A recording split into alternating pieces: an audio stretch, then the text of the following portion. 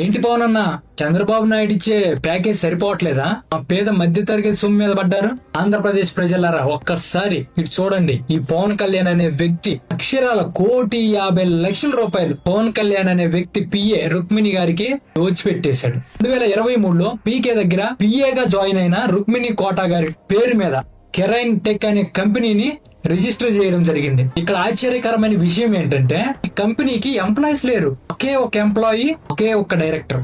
తను ఎవరో తెలుసా? ఈ రుక్మిణి కోటా గారు. ఒకసారి ఇక్కడ చూడండి. 2024లో ఆ కంపెనీకి సంబంధించి 33 లక్షలు ఉంటే 2025 నాటికి ఏకంగా 66 లక్షలకు పెరిగింది. ఎలా సాధ్యం? ఏం జరుగుతుంది? ఏ కంపెనీని 2024 జూలై 16వ తారీఖున కంపెనీని క్లోజ్ చేస్తున్నట్టు పోస్ట్ గెజిట్ నోటీస్ చూడండి. ఈ కూటమి ప్రభుత్వం వచ్చిన తర్వాత నవంబర్ లో ఇదే కంపెనీని రీఓపెన్ చేయడం జరిగింది.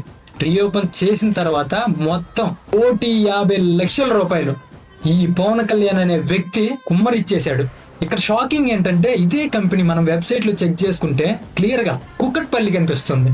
ఇదే కుక్కట్పల్లి అడ్రస్ మీద ఈ రుక్మిణి గారి భర్త పేరు మీద వేరే కంపెనీ ఉంది. కంపెనీ పేరు ఏంటంటే Royal Empire Food and Beverages Private Limited. Online లో చెక్ చేసుకోండి, క్లియర్ గా కనిపించుద్ది. ఏంటి పవన్ కళ్యాణ్ ఏమనుకుంటున్నారు మీరు మా సొమ్ముని అన్యాయంగా అడ్డదారుల్లో దోచేస్తే ప్రజలను మళ్లిస్తే మేము తెలుసుకోలేమనుకుంటున్నారా? ప్రజలు పిచ్చోళ్ళగా కనిపిస్తున్నారా?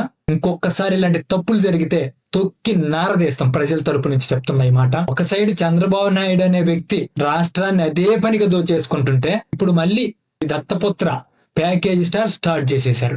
ఎక్కడ దొరికితే అక్కడ మన సొమ్ముని అడ్డదారుల్లో మళ్ళీ చేస్తున్నారు. ఈ వీడియో మీద మీ ఒపీనియన్ ఏంటనేది కామెంట్ లో తెలియజేయండి.